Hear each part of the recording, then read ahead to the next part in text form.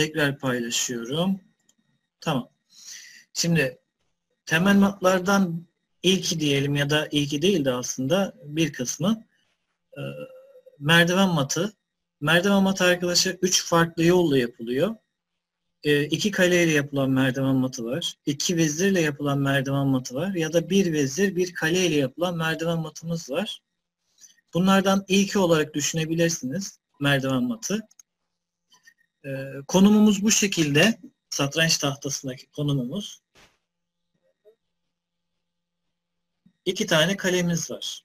Birisi C3'te, diğeri H3'te.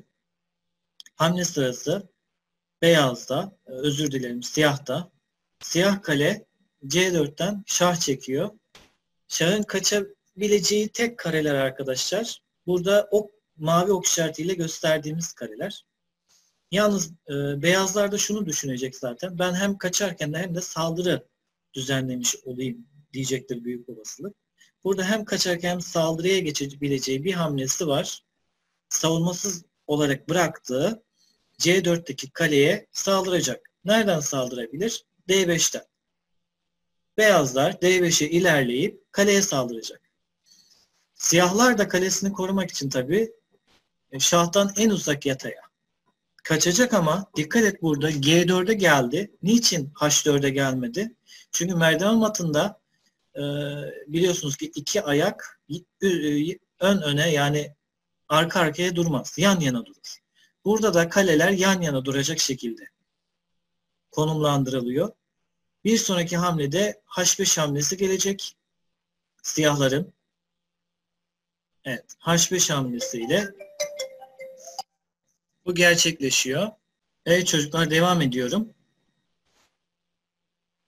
Beyazlar F6 hamlesiyle devam ediyor. Evet, siyah şah, siyah kale en uzak yataya kaçıyor.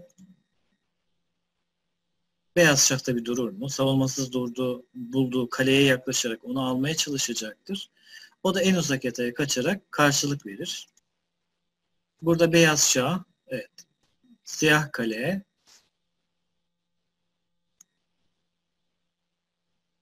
şah ve buraya sıkıştığından dolayı en son yataya artık mat hamlesi geliyor. Evet, şah ve mat. Merdiven matı aslında mantığı budur arkadaşlar. Tahtanın herhangi bir kenarına sıkıştırarak yapabileceğiniz bir mat. Kendi şahınızın yardımına ihtiyacı olmadan yapılan bir mattır bu.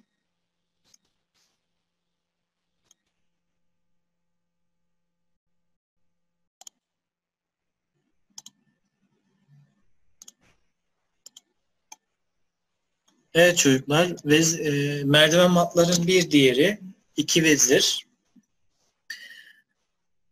Burada da aynı iki kale matıyla mantığı aynıdır ama burada ben vezirleri biraz kale gibi kullanacağız. Yine merdiven matını devam edeceğiz ama burada hiç korkuya gerek yok. Çünkü şah vezirlere yaklaşamayacaktır. Kalelere yaklaşabiliyordu biliyorsunuz. Burada vezirlere yaklaşamayacaktır. Ondan dolayı korumak için en uzak yataya kaçmasına gerek kalmayacaktır. Beyazlar buradan A3 karesinden şah çekiyor. Şah E4 hamlesi geliyor burada arkadaşlar. Beyazın H4 hamlesi, şah D5 kaçar. Beyazlar vezir A5 hamlesiyle şah demeye devam eder. Şah C3'e kaçacaktır burada. Ya ola ki yakınına gelip şah çekerse mat yaparım diye düşünecektir. Beyazlar yine şah H6'dan vezir H6'dan şah çekecek. Siyah da şah B7'den gidecektir. Eğer beyaz vezir A7'den şah çekerse çünkü yanına geleceğinden dolayı siyah şah bunu alacaktır. Doğal olarak en uzak yataya ilerleyip ondan sonra şah demeye devam edecek. Şahımız tabi yaklaşacaktır. Ola ki beni pat yapabilir mi diye düşünecektir. Burada tekrar şah ve son mat hamlesi vezir vezir H8'den şah ve mat hamlesi gelecektir.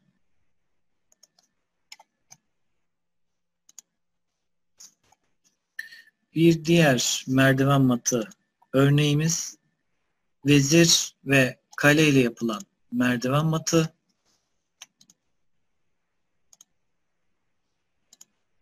Şimdi onun ekranını paylaşıyorum çocuklar sizinle. Evet.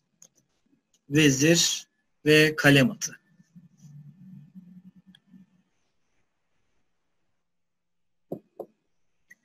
Burada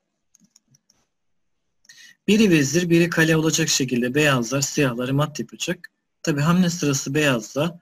Beyaz kale A3'ten şah çekerek oyuna başlamış. Siyah da E4 hamlesi gelmiş. Beyaz şah, beyaz vezir H4'ten şah çekiyor. Şah D5 hamlesiyle karşılık buluyor. Kale A5'ten tekrardan 5. yataydan şah çeker. Şah C6'ya ilerleyip beyaz kaleye yaklaşacaktır. Çünkü amacı beyaz kaleyi hatalı hamle sonucu almaya çalışacak. Beyaz vezirim H6'dan devam ediyor şah çekmeye.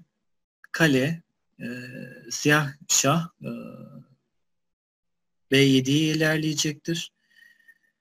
Beyazların hatalı hamlesi yapması beklenecektir. A7'den şah çekerse kaleyle şah tarafından o kaleyi alıp kendisini savunacaktır. Ama beyazlar en uzak yataya kaçıp bu hamleyi saf dışı bırakacaktır. Ve kale G7, şah ve mat hamlesi zaten yine vezir H8'den mat hamlesi geliyor. Merdiven matı 3 şekilde gösterdim arkadaşlar size burada. Bir diğer merdiven matı demeyelim de başka bir mat çeşidi kale matı, yani bir kale ile ve bir vezirle yapılan matlarımız vardı. Bunların üzerine biraz konuşacağız sizinle ve uygulamalarımızı bakacağız.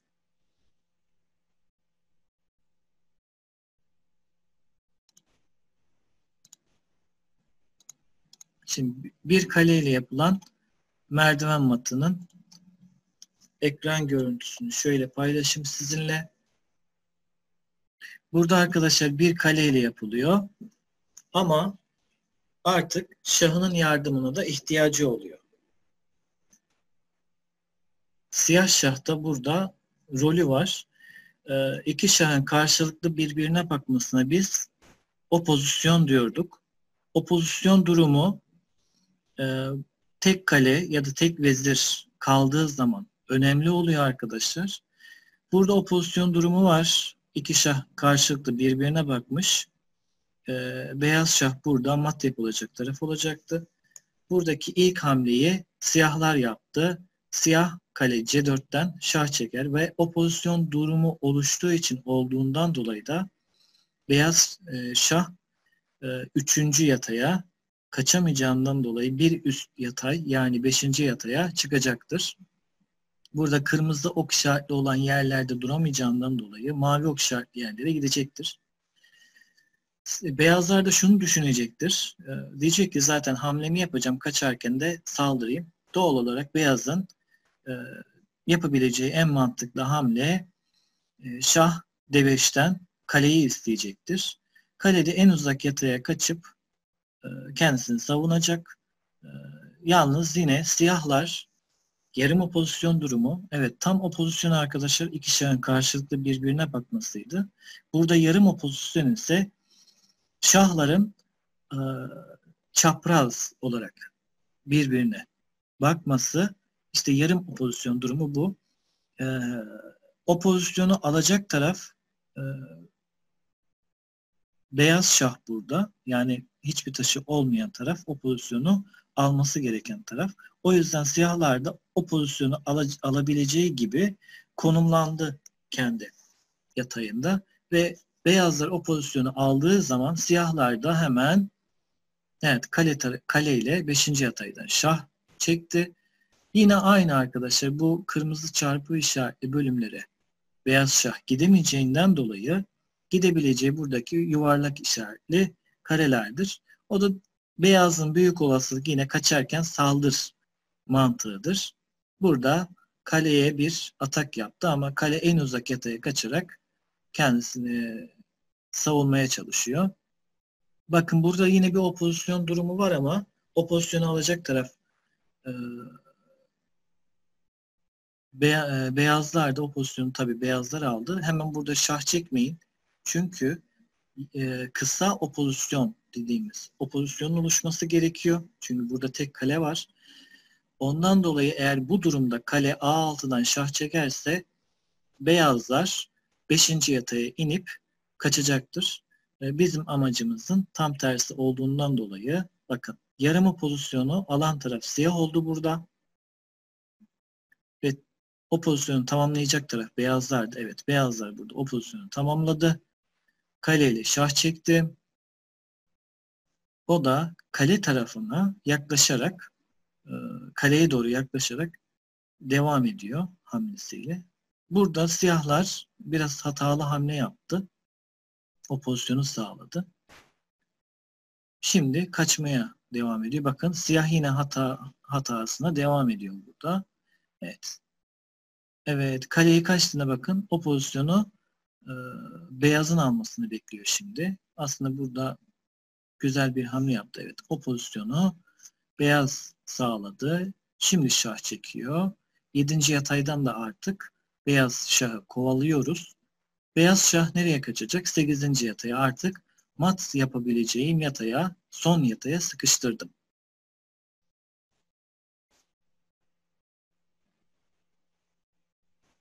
Evet, bu şekilde devam ediyor. Kale kaçar. Çapraz opozisyon oluştu. Ve burada yarım opozisyonu oluşturan siyah şah, beyaz şahın opozisyonu tamamlamasını bekledim. Ve opozisyon tamamlandı. Artık mat hamlem kale A8'den mat hamlesi geldi arkadaşlar.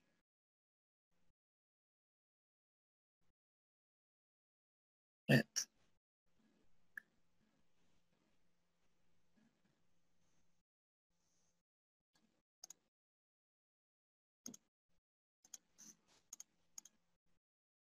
Tek kaleyle yapılan matımız bu arkadaşlar. Bir başka oyun sonumuz var mı ona bakalım. Çoban matımız var arkadaşlar. O yok. Bir vezirle yapılan mattan bahsedecektik. Ee, Bir kaleyle yapılan matı anlattık. Evet. Bir de bir vezirle yapılan matımız var. Onu da anlatalım. Bugünkü konuyu da burada bitirmiş olacağız. Bu şekilde. Evet. Şimdi bir vezirle yapılan matımız da aynı. Kaleye benzer. Kalenin olduğu yerde bu sefer örneğimizi gösterdik. Ama e, beyaz vezir siyah şahın, burada rakip şah olan siyah şahın hemen yanına gelip şah çekmediği, korunaksız bir şekilde şah çekmediği sürece veziri alamayacaktır. Bundan dolayı yine aynı kale mantığıyla düşüneceksiniz. Şah çekiliyor. O pozisyon durumu burada da önemliydi. Siyah şah kaçar. O pozisyonu sağlayan taraf bu. Burada arkadaşlar vezir bu sefer tahtayı yatay ve dikey olarak düşünecektir. Yatay ve dikey olarak e, rakip şahı bir köşeye ya da kenara sıkıştırarak mat yapacaktır. Artık bakın tahtam biraz daha sınırlı oldu. Evet, rakip şah için. Artık bak hemen şah çekmiyor. Sadece kare sayısını azaltmaya çalışıyor. Evet, buradan şah.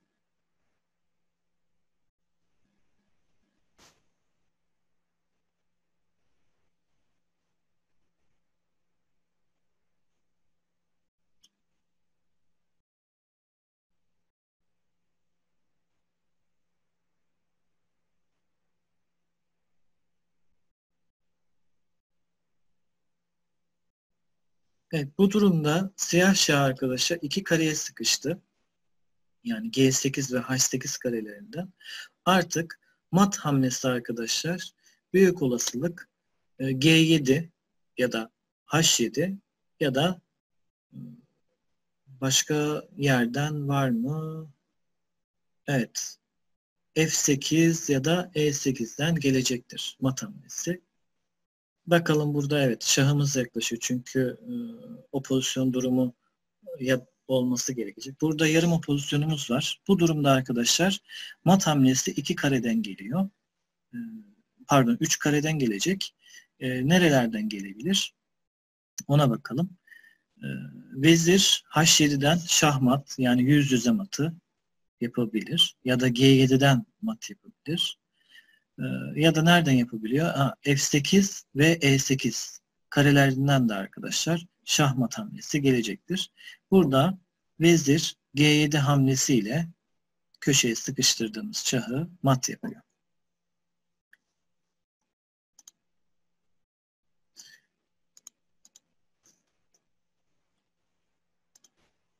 Evet arkadaşlar, vezir matımızı da bu şekilde tamamlamış olduk. Sizden isteyeceğim şey şu. Zaten derslerimizi video haline getirdik. Bunları yine sizinle paylaşacağım. Derse katılamayan arkadaşlar da olduğundan dolayı Hocam ben fazla. zaten bir videonuzu YouTube'dan izledim. Evet, Barış, YouTube'dan izleyebilirsiniz. Güzel. Yalnız ders bugün katılım sayısı az olduğundan dolayı bu şekilde yapabildik. Hiç olmazsa videomuzu kaydettik. Hem de siz hızlı bir şekilde bunları, matları görmüş oldunuz. Ne yapalım? Bir sonraki dersimiz hangi güne koyalım bilemiyorum ama bu hafta 2 ders işlemiş olduk. Konularımızı da hızlı hızlı pekiştiriyoruz bu şekilde. Bir sonraki dersimizde yine aynı şekilde temel matlara devam edeceğiz.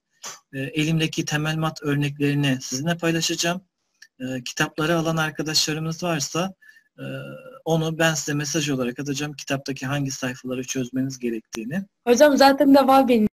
Tamam, kitabımızda varsa oradan çözelim. 1 ve 2 hamlelik matlar kılavuzunu aldınız mı bilmiyorum ama 1 ve 2 hamlelik mat kılavuzunu da alırsanız arkadaşlar oradan da çünkü artık pratik yapmamız gerekiyor matlara girdiğimiz için. Diğer örnekleri de zaten sizinle paylaşacağım. Şimdilik ya daha doğrusu bu dersimiz böyle olsun. Bir sonraki derste görüşmek üzere diyelim. Hoşça kalın arkadaşlar. Görüşürüz hocam. Hocam görüşürüz. Görüşürüz.